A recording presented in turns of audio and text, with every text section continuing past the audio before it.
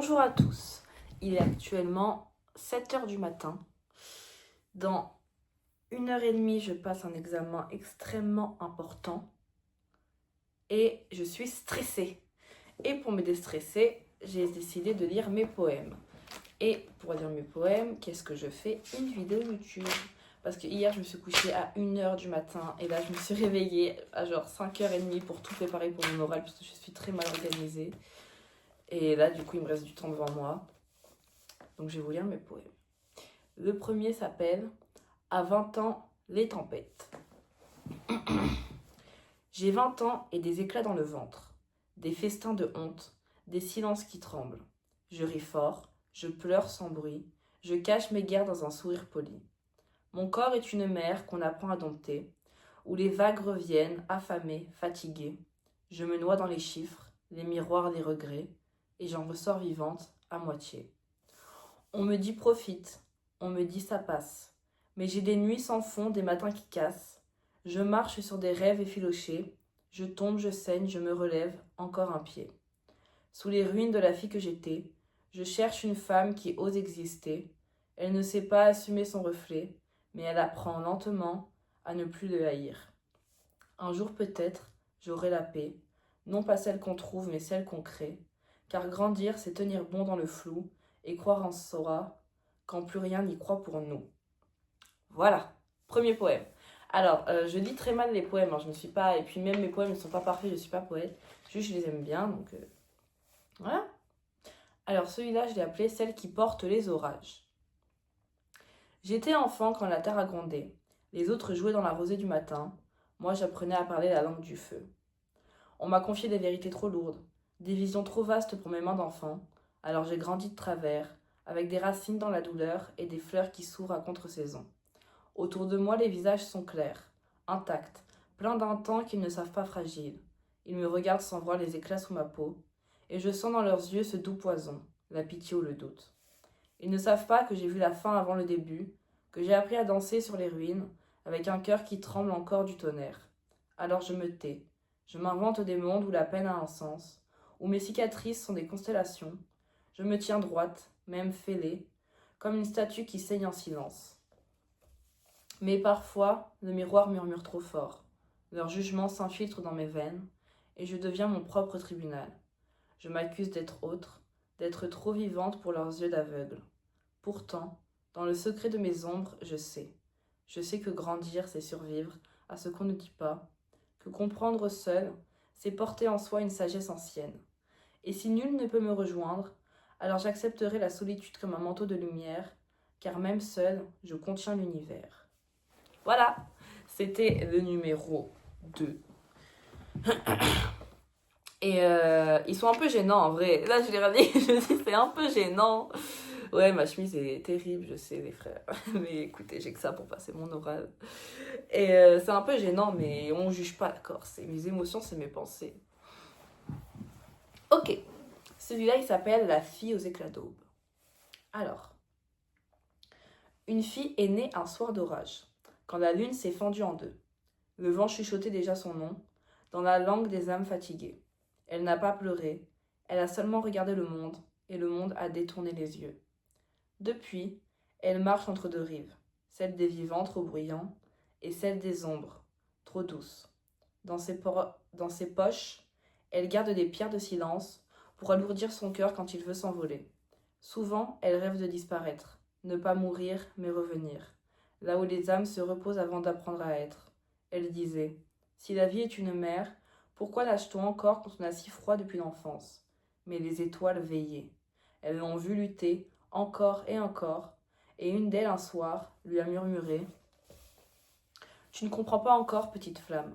Tu n'es pas ici pour apprendre à aimer la douceur du monde. Tu es ici pour lui rappeler sa lumière. » Alors elle continue.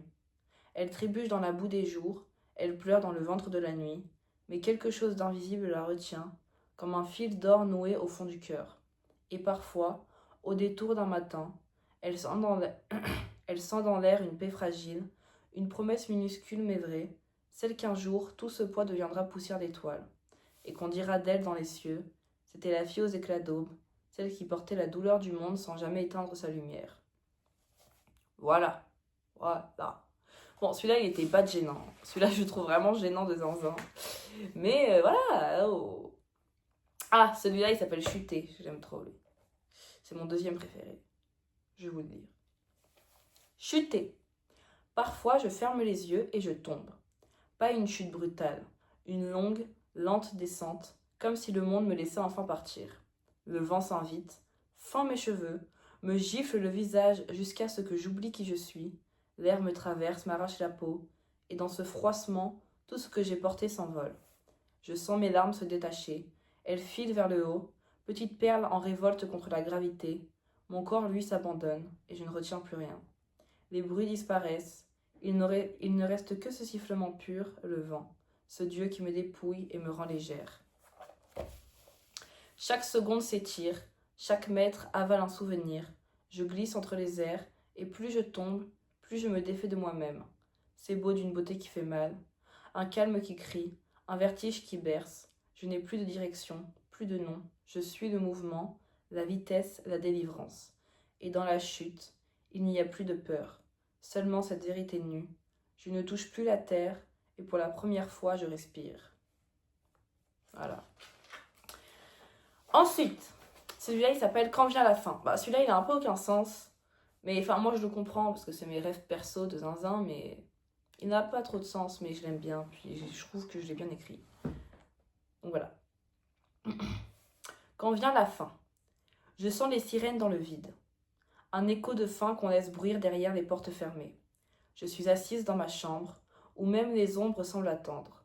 Romantise une vie tranquille. Oui, je voudrais. Mais mon esprit déjà s'arrache aux tuiles du toit. J'ai roulé sur des routes sans nom, paysages de centres commerciaux, des premiers sons de rap de banlieue, et j'ai vu un lance-fusée s'élever, comme un cri d'enfant trop réveillé. La terre tremblait sous mes pneus, et je savais que j'étais à la fin, ou peut-être au commencement d'un après-fin. Je ne vais pas couler avec ma vie dans une tornade, je pensais en silence, mais le vent était déjà en moi, déployant ses trompettes, ses ombres. J'ai crié sans mots, la fin est là. La fin n'était pas une explosion, c'était un glissement lent, une fissure dans les murs de mon corps, où je devenais poussière de demain. Et dans cette chute, je me suis suspendue, entre je dois partir et je ne dois plus revenir. Je sais, je sais, je sais, le refrain qui battait, comme un cœur qui devient sismographe. Et puis le calme, et puis le hurlement, et puis je me suis sentie légère, légère comme un oiseau, dans la gueule d'un vent d'apocalypse, mais libre. Car si tout devait s'effondrer, je voulais être la première à danser dedans. Regarde-moi quand je souris dans l'obscurité, quand je laisse l'aube finale me prendre les mains. Je ne dis pas que je gagne, je dis que j'accepte et que je suis encore ici. Voilà. Bon, il n'a pas trop de sens. En soi, si, il a du sens de zinzin. Mais genre comme ça... Ah, et le dernier, qui s'appelle Une peau comme journal. Alors, les gars, je suis tellement stressée pour mon examen, wesh. Mais c'est pas grave. Alors, depuis toujours, je parle avec ma peau. Quand les mots ne sortent pas, c'est elle qui écrit à ma place, en silence, avec le sang, avec la rage, avec la honte.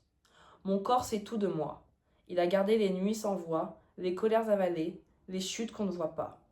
Sous mes manches, il y a des phrases sans grammaire, des souvenirs sans pardon, des marques comme des murmures que personne n'a su écouter.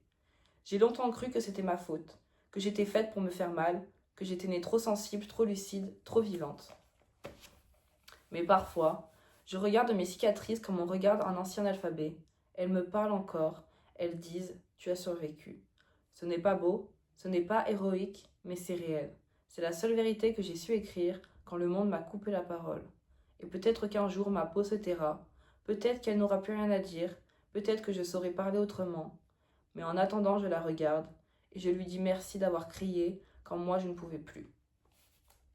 Voilà, c'était mes poèmes. Voilà.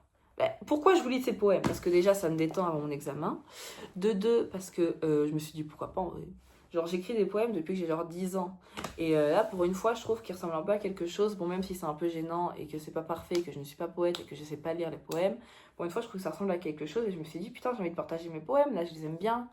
Où est-ce que je pourrais les partager? Un endroit où je partage absolument tout sans raison auprès d'inconnus qui... Et c'est absolument terrible. J'ai décidé ma chaîne YouTube. C'est ici.